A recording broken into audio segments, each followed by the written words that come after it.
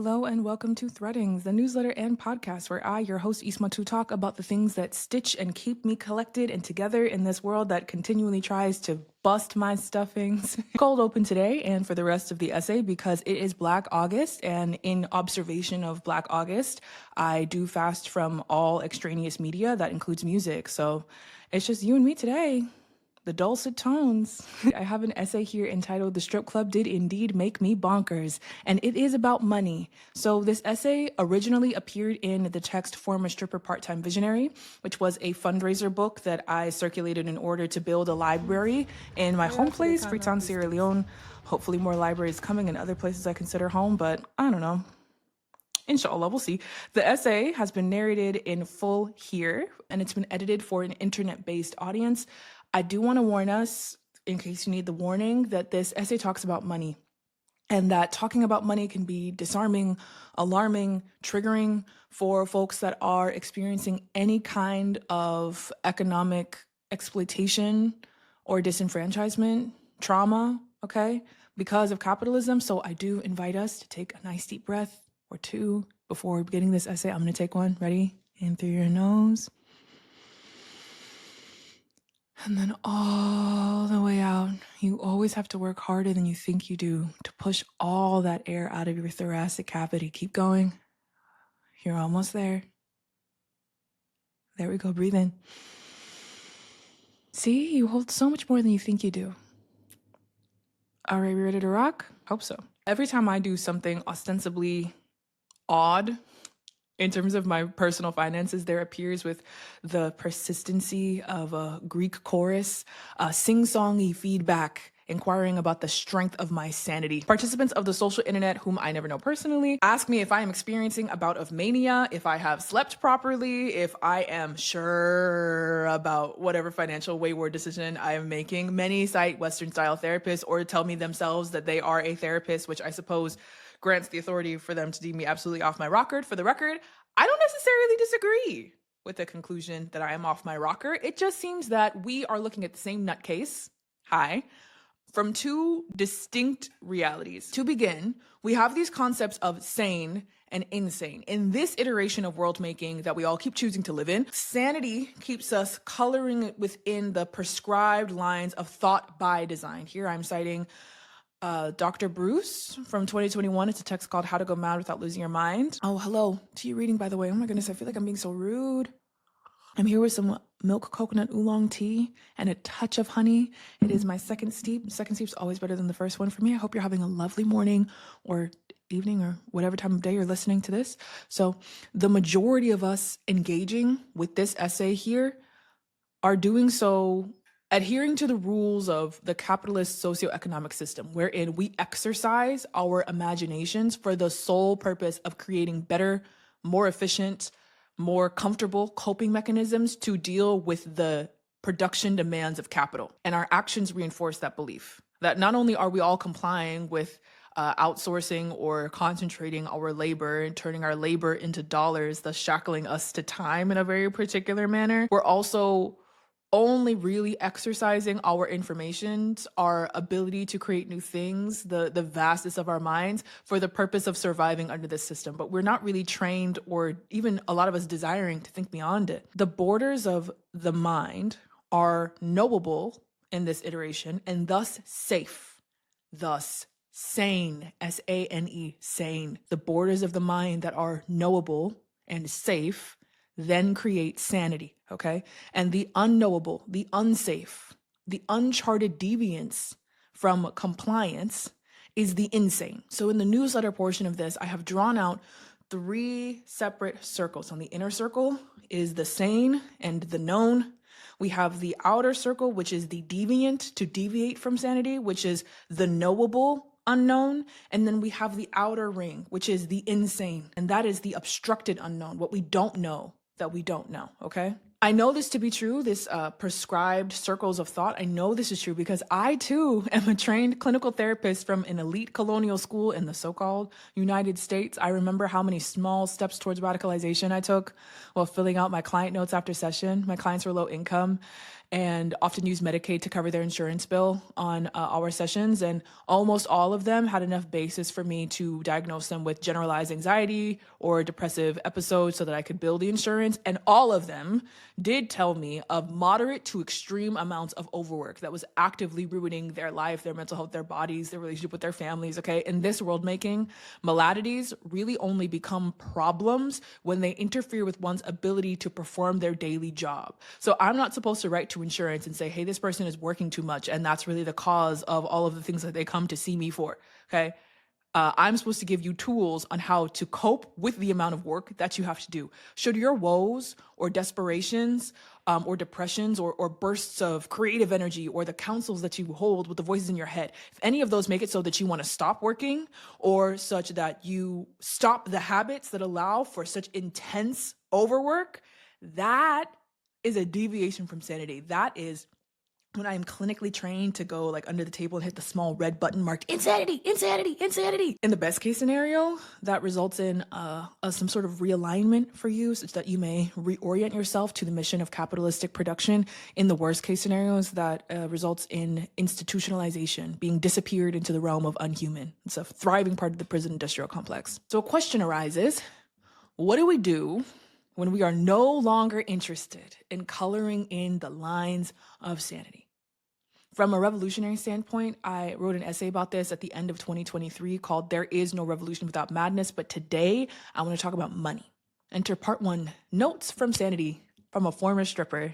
Reality is whatever we collectively witness. Okay, if you are in a reality where everything comes second to avoiding capitalistic disaster, becoming jailed or imprisoned, becoming homeless, hospitalized, incarceration due to lack of sanity, unable to get enough money to feed yourself, to keep yourself from starving, right? If your whole goal in life is to avoid disaster in this sense, there, for one, there's a great many ways to die and even more ways to become so subhuman that your blood becomes like fuel to the economic engines rather than a crucial part of your life in particular.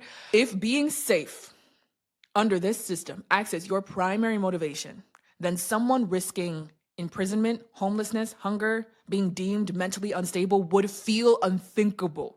You might automatically move to correct them. It would make them crazy, with crazy here being defined as without a grip on reality. Okay, I'm writing this essay about money to say, yes, your assessments of me do prove correct. I do not have a strong grip on the reality of capitalism. Thank you for noticing. I actually just got in the habit of waking up early each day and doing a little jig like this so that I can shake and shimmy capitalism's grip up off me. Just one of these in the morning. This reality of capitalism is but one of an infinite and ever-expanding range of what is possible.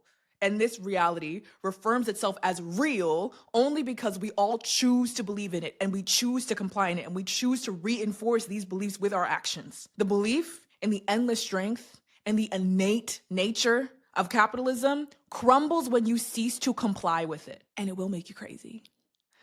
But Ismatu, you might be saying, the social order exists, whether I personally want it to or not. I didn't ask for this, but if you don't pay your bills, I don't pay your bills, you will die. So like, why do you want to be unsafe? I hear you. Like, yeah, more or less, sure. I do subject myself to increased risk of premature death by non-compliance. Ooh, I really should introduce myself a little bit more. My name is Ismatu and I work for free. I started working for free in 2023 and haven't looked back. All of the work that I do, client work, political education, farming rice, building libraries, etc. The work has grown over time, and I don't charge for any of it. I don't fuck with paywalls. I think education should be free. I think medical care should be free. I think food should be abundant, and so I move like it, which means that I do not lock my work behind the transactions that capitalism demands of us. And I'm still alive. It's been a few years, we're still kicking, still cute. Love this for me. What Muhammad Ali say? Pretty as a girl. Yeah. So I understand that in living like this, I invite more precarity. I do subject myself to increased risk of premature death by non-compliance. I do just have a few thoughts to add to this very reasonable sense of panic. For one, I don't actually think that reality is a monolithic situation. Multiple realities can exist at once, stacked on top of one another. I would argue that that's the case for this world as well. The reality of being someone born into generations and generations of institutional wealth is very different than the reality of being born into homelessness like I was. So this manic, delusional, precarious world that I skip and jump in is only manic and delusional and precarious if your primary lens roots itself in the capitalist or the aspiring capitalist reality. From my point of view, I'm having a great time. My life is beatific.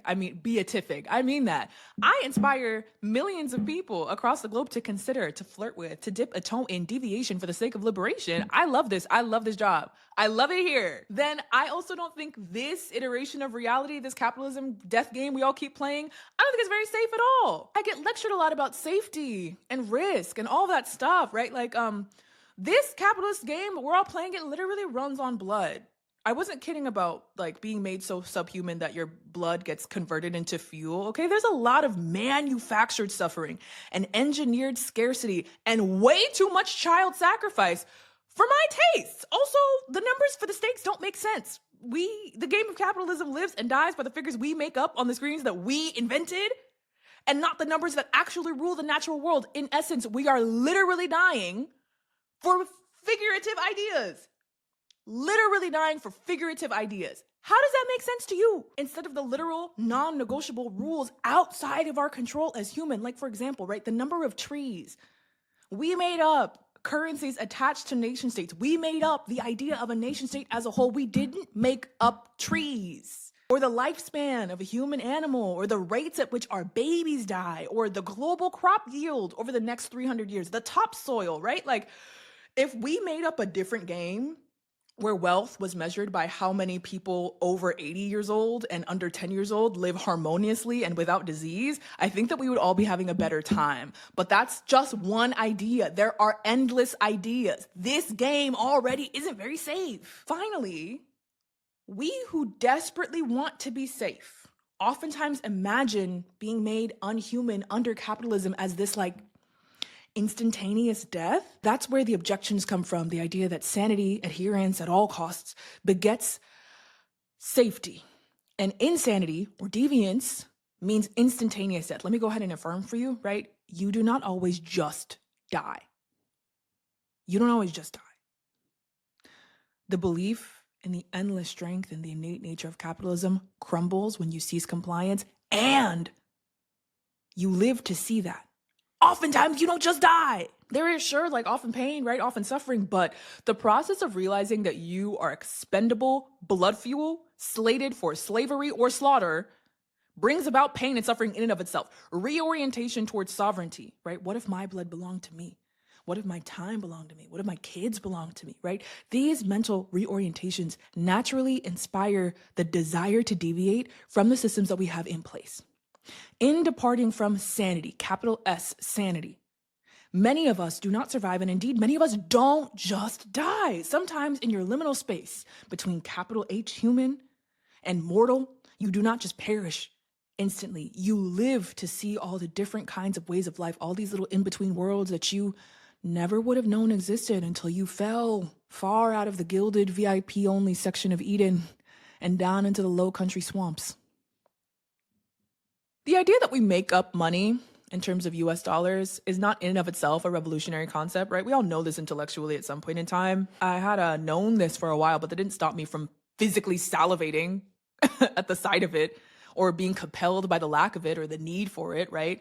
You know how good like fresh, crisp bills out the bank feel? Yeah. When I felt in my body, like in my literal flesh and my nervous system, that money is entirely made up, that's when I changed my actions. I stopped feeling motivated by money when my nervous system was no longer engaged by it, no matter what state I was in. I can tell you the exact moment it happened, actually. I was looking up at Eden from my place as a bottom feeder, drunk off champagne, upside down. My ankles were coated in a very gorgeous, shiny, fake leather. Had no trouble holding onto a pole that was spinning my body around. God, I love those shoes. There's a picture of the newsletter in these shoes. Yes. Anyways, the ceiling was low at the club that I had ended up in the new year. It was 2022, I believe, according to the Gregorian calendar. So you could literally see the dollars floating down from the rafters. Okay, blue banded hundreds.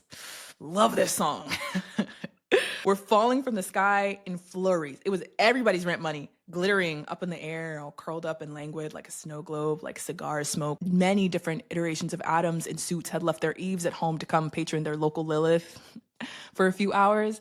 Before this particular moment, I didn't mind the prolonged in-between place of human and mortal. I mean, I had my gripes, but I also had grips, if you feel me. Copious amounts of cash made self-medication easy to maintain, which meant that I could stave off the growling, unnameable dissolution indefinitely. Anytime I almost saw my aching desires in their nakedness, I'm so enraged. I'm so angry all the time. Fuck grad school. Fuck the debt that it shackled me to. Fuck this job that keeps me up all night. I haven't slept in literally 27 hours. Literally, I am counting. I feel like I'd be really good at leading riots. I take a deep breath. I'd mentally make a note to check in with my therapist about internalized violence and proportionally increase my comforts in the meantime. Am I angry? Or do I just need a chai latte with a double shot and a blunt? Ha ha ha. I feel no need or want to look at my questionings in the eye until they invaded me, while the guard dogs of my mind were just too sloshed to turn away any musings of dissent at the guard doors. So picture me, right? Tits out, downright glittering, floating through a stage ship with my prettiest girl in the world trademarked costume fused to my skin on some random Tuesday night, Thursday night, whatever, time is amorphous, looking at a hollow place within myself where pleasure usually resides. The club is up because I am on stage and I am drunk off champagne, which means I pulled a room already. It's a good money night. Club's up because of me. Where is my pleasure? Where's the rush that comes with that? You know what I'm saying? Maybe you don't. I can never recommend sex for conscience. Anyways, conclusions burned in a tiny hearth in the center of my chest capacity. I was like, oh, I don't know that I care. I'm like drunk, right? Spinning around, just looking at the money going, I don't care about this and I don't know why, but I don't care. I don't care anymore. Money's fake. This is literally fake. All this is made up and the rules can change at any time. And I don't know if I'm just drunk. Maybe it's just because I'm crossed, right? This is why you don't smoke at work. You smoke so now your brain can't stop moving, but that shit up there looks like Monopoly money. It literally looks fake. It might as well be, actually. None of this actually matters. So I had a realization like that years before. Not exactly like that, but like follow me, right? The first time I had ever forgotten I was reading, I remember hearing my name called for dinner and thinking, like, I remember like coming back into my body, right? I don't know if anyone's ever experienced this, maybe sometime in childhood or adolescence. Maybe the first book that literally plucked you out of your current reality and placed you in a new one was recently. Whatever it is, it's a lovely feeling. I remember hearing my mother call my name for dinner and like whooshing back into my body. And I remember thinking I had for a moment been so suspended in a different world, I forgot my own name. The book that did that to me was called Inkheart by Cornelia Funk. And the accompanying thought train gave me shivers. It was similar, parallel, like flip sides of the same coin, to the one I was having in the club. I forgot, having been so thoroughly dissolved in that story, that Inkheart wasn't real. Some lady named Cornelia just made it up. And at least for a few hours, I had lived inside of it, which means you can make up a world. You can make up a world. You can make up worlds again and again and again. You can make up a world. So back to the strip club, right? I'm spinning. I'm trying to keep track of my mind. I remember tabling this moment, right? Putting my money away in my locker, wrangling my meandering mind, stuffing it back in my locker to be reinstalled at the end of my shift. I recall my thoughts feeling like molasses in a whiskey cocktail on the drive home. The tendrils congealing together, far more visible to my sober self because I don't drive under the influence. Even when I was wildin', never drove under the influence. Money's fake. Money's fake. This world is made up. I just saw it. Like I saw the seams on this world. Money's fake. It's literally made up. And if money is fake, I don't think I need to be ruled by it. This world does not need to be real. Maybe I'm fake. Literally some weirdo genocide heirs made all this nonsense up and I'm choosing to live in it. Maybe I am a separate entity from this world. Or if I'm not right now at this very moment, maybe I could be. The rules can change at any time. This world is not the whole world. After all, it's literally just one layer of paint, meaning there is a world, a canvas under this painting that still exists. The world is malleable. The world will bend to our asking if we only know how to ask. How do I ask? And what would I ask for? How do you ask that world? The world. To make a new thing.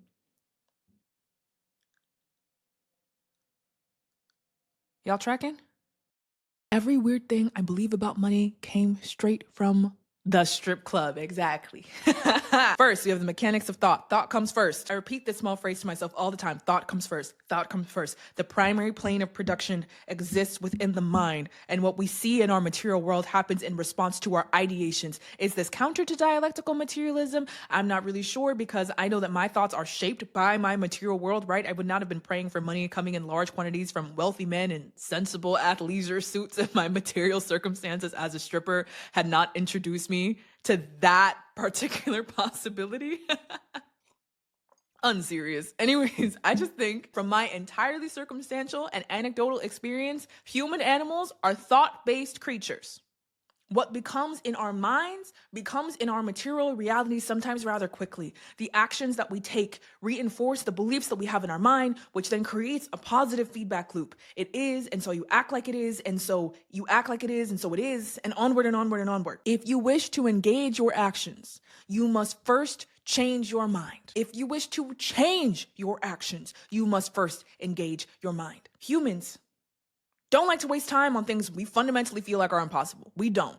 So then if you're moving towards something that feels, if not impossible, then deeply improbable, like making $3,000 in cash on a Thursday night, Tuesday, Thursday, time is amorphous, or like mobilizing your neighbors to unseat and replace a local council member, or like unionizing your workplace. If you want that which feels insurmountable, you must move towards the boundary points of insanity with a peaceful and a persistent curiosity. You must inquire as to why you ever thought it was impossible in the first place. Who told you that? Why? What stake did that person or that belief system or that institution have in making sure you never ventured over there where your mind meets its limit? Are you sure that the limit exists? Are you sure that that's all you got? Besides, your conscious mind is not all that great at ascertaining what you're good at.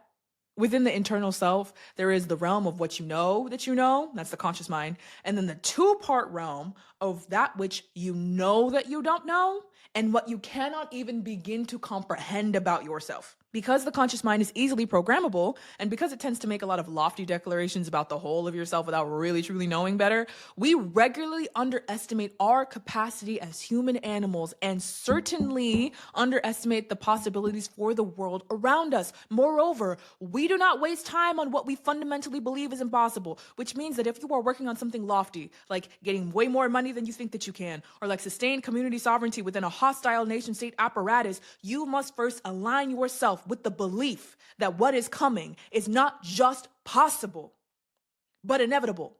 When gazing at the boundaries of your mind, those areas that are suspiciously fading into black, what keeps you from venturing outside of the realm of sanity and towards those places of endless expanse?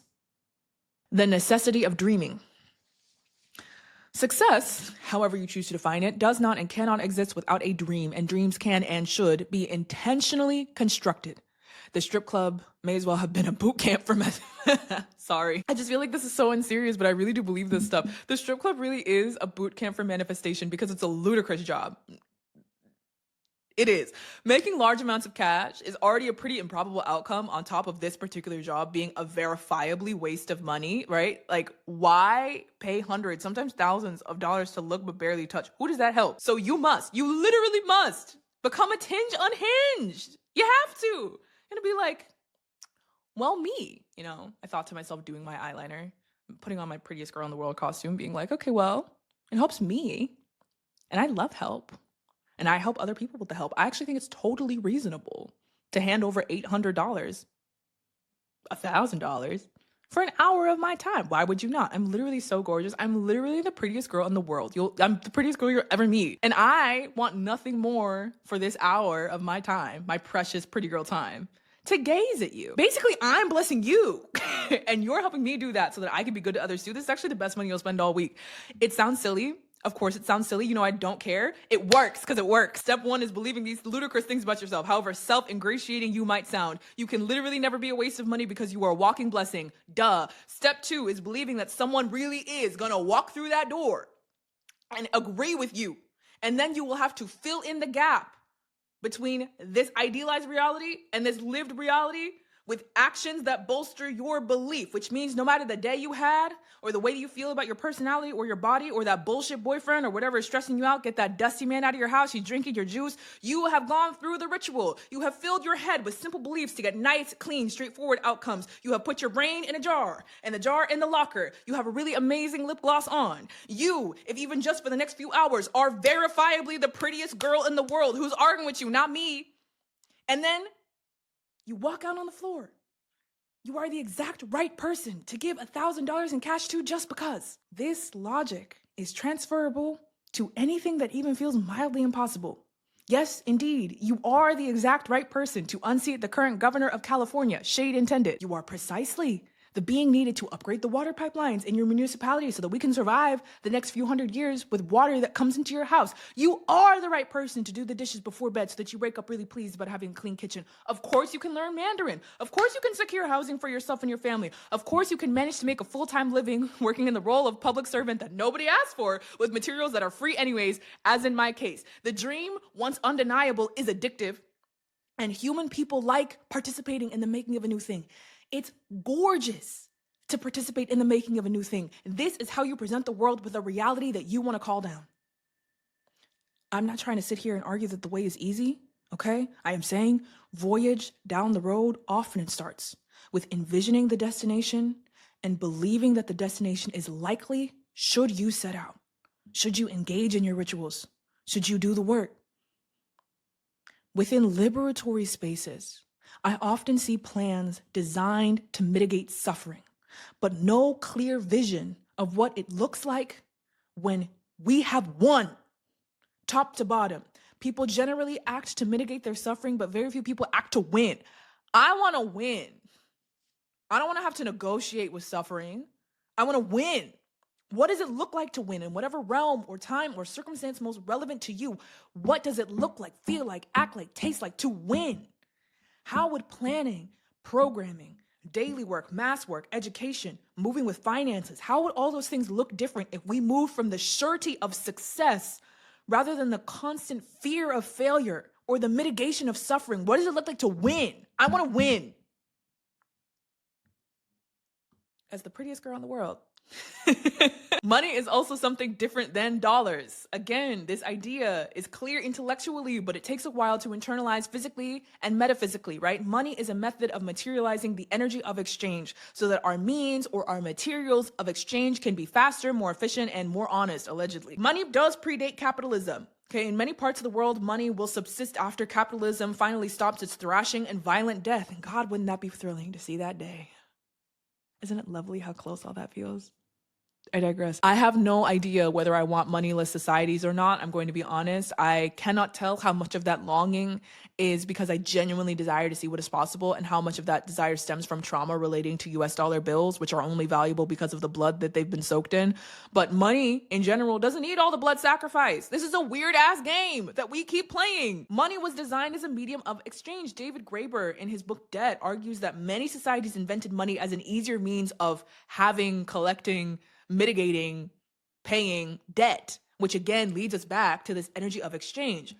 Ever since I heard that the Mayans, indigenous community, have utilized seeds as money, I have always thought of money, as something like a shelf life. Money expires. Money is a perishable item. How will you plant it before it rots? And ever since the strip club, I've thought about money in this world making as something addictive. No drug. I mean it. I don't run the gambit, allegedly. What do I know? I be talking too much. Allegedly. No drug I've ever tried compares to the feeling of watching it rain down thousands because of you. Money's a drug. Oh, I'm telling you, it feels so good that you're tempted to excuse all the blood on it. How do I use this drug responsibly while making a new world? Also, it can be helpful to define for yourself what money and wealth mean to you. Wealth, for me, is measured in time. Money and wealth are not the same thing. Money is the amount of energy you have to exchange at any given point in time for whatever outcome you desire, numerated into a standardized exchange. Wealth is the conduction of that energy into systems that create for you sovereignty over your time. These are my personal definitions. I'm not telling you you need to feel like this or this is how everybody feels. This is what money and wealth is in my life. Money is the amount of energy that you have to exchange at any given point in time for whatever outcome you desire, numerated into a standardized exchange. Wealth is the conduction of that energy, the conduction of money or exchange into systems that create for you sovereignty over your time, which means that I personally, me, Ismatu, I don't care about how much paper or digital money are garnered in this life. That's not wealth to me. I know that I can do without some material human comforts, even the ones that make for a dignified human existence in this particular world. What feels imperative to me is that I never, ever, ever, ever return to the state of time poverty that I was in. Once I entered the working world at a ripe and grown 16 years old, I began the slow and brutal process of working myself to death. It's so funny. I'm re-flourishing with an old friend. We're almost 10 years of friendship now. We'll be 10 years next year. And I'm telling her about my adult life, and she's nearly leaping for joy at how I have a regular sleep schedule because she watched it. She really got to witness so many iterations of time poverty. I got up, I worked at school, I worked at church, I worked at my myriad of paying after school gigs. I worked on homework till I fell asleep on my books on exhaustion. I did it again. It was from high school to college to graduate school. I did not own myself in waking or sleeping, as sleeping was the only thing that refueled me for the purposes of work. I was never resting to rest. I was resting to get up to go back to work. My mind was regulated to fantasies of survival. If you had asked me my wildest dreams at any of these points in time, I would have said a week off to sleep. When I was dreaming of college to escape minimum wage jobs so that I could work for a living. And when I dreamt of graduate school, when I was in college, I was dreaming of licensed professional class jobs so that I could work for a living in, just like a nice desk chair. When I was in graduate school, I was dreaming of death. And I was taking drugs to stay awake. To create is to channel the divine. When your material circumstances box your mind into only thinking of how to survive them, you create nothing. You accept the world as it's been given to you. And that in of itself is a death. Time poverty degraded me. I didn't sleep. By the time I was grinding my way through graduate school, I had no time to sleep. There would be stretches, 1 or 2 days, sometimes longer, where I literally did not have time to go to bed. I would watch 2 sunrises in a row without an hour of unconscious rest in between, sometimes 3. I will never return to that state of time poverty ever again. I don't care how much precarity, defaulting on the payments of the world of capitalism brings. I want time. I like to be with my family. I want to spend time in my home places. I want to eat ripe fruit with such slow reverence it looks downright sexual. Time. I want time. Time does not intrinsically cost money, by the way. Those are the rules of this iteration of world making, but that is not some innate reality. Time's medium of exchange requires effort, connections, focus, planning, foresight, diligence. In this world of capitalism, many of the concentrations can be purchased with money so that someone else creates for you the space to exercise your ability to bend time to your liking. That's a better way to describe wealth, actually. The ability to bend time to your liking.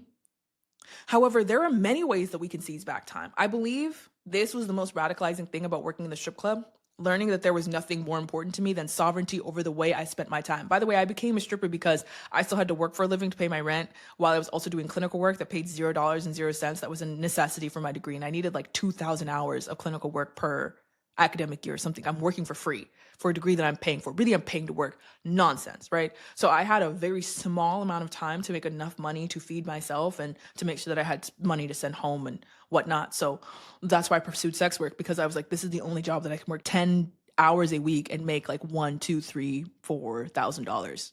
Because there's no way. When we have time to think, new realities occur to us.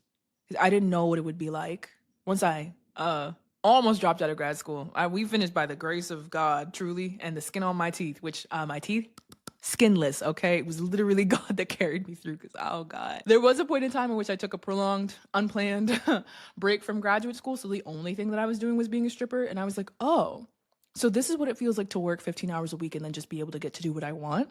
I'm never do whatever I was doing before. I'm never going back. I am never going back to that, ever. When we have time to think, new realities occur to us.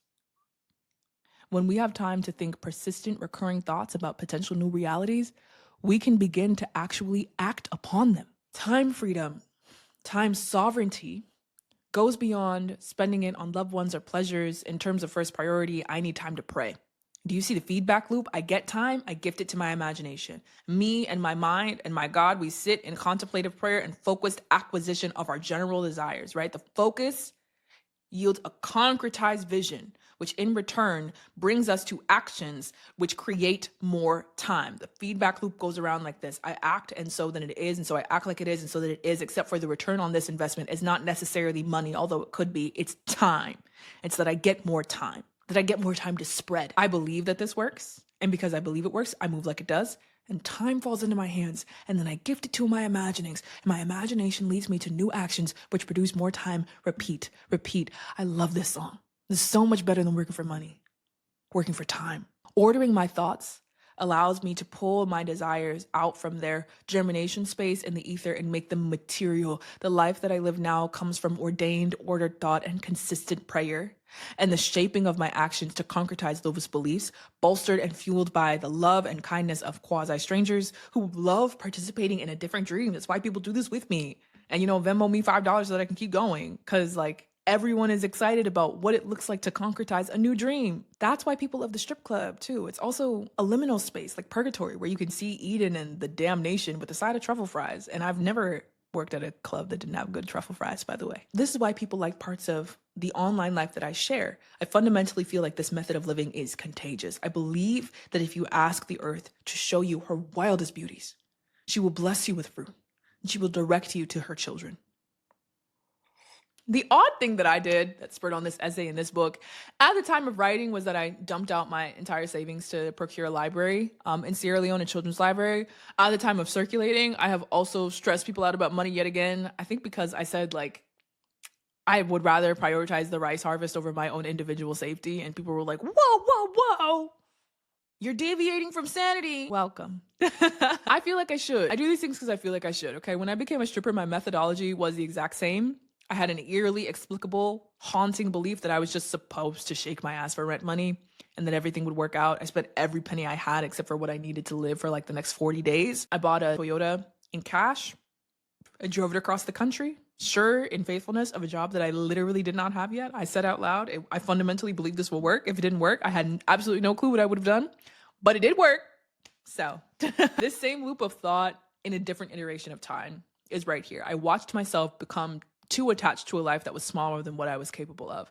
I felt a need to write about money and its uses in my life because I work for free, and I oftentimes use the money that I do have on systems that are, in quotes, outside of me, even though I depend on the systems that I'm implementing. Apparently, these habits are stressful to many of you watching me. It's a part of radicalizing in public. While working on an essay about the internal structures of the Eastman to Gwendolyn experiment, I realized that none of my praxis on money was going to make sense if I didn't also take the time to tell you how the strip club literally did detach my nervous system from US dollar bills and force me to consider what money could do if I did not believe in the innate nature of the world of capital, because none of this is innate. The biggest lesson I got from the strip club was that money is everywhere, especially in this iteration of world making, where dollars or other currencies of the nation state are backed up by really nothing but belief. Money is truly limitless. And if that's the case, why would I hoard it? What would happen if I focused on learning how to conduct its movement as a perishable item rather than make a mad grab for something that can fall out of the sky? Being a stripper taught me that money falls out of the sky. Radical action requires radical change and the vice versa. If I wish to significantly depart from the systems of capital currently in place, how does that not include how you move with money? And then also, I don't know that this is true of everybody, but my feedback loops require expansion. So about a year after deciding to work for free, I finally yielded enough to be able to be sufficient for my everyday circumstance and to take care of my family. I finally made it to a place of comfort. This was summer of 2024, and I was making $8,000 a month despite not charging for my work, which is great news, right? Especially because my mom had a cancer diagnosis and the money from the GoFundMe was gone, and I had to figure out how to pay all her bills and my own, and it was doable. God really blessed me. And then I had to fuck around and want bigger, wider things slated to live a life longer than me. You might say to yourself, using your food money on pipe dreams is crazy. Why do you need to build a library? Why do you need to farm rice? I would respond, is it not so marvelous to want the world that you see in your head so badly that you want it more than the food here on the ground? I didn't know it was possible to want a dream more than I could want food. What an incredible, a stupendous turn of events. To close out this essay, I spent a little less than 3 years as a stripper before I tumbled out of the club and into a life of being a full-time nutcase and not realize how much of my thought process, my methodologies, my social skill set, my risk of calculation came directly from the time that I spent as insert stripper name here, Brandy. I wish I would have been Brandy. That would have been so cute.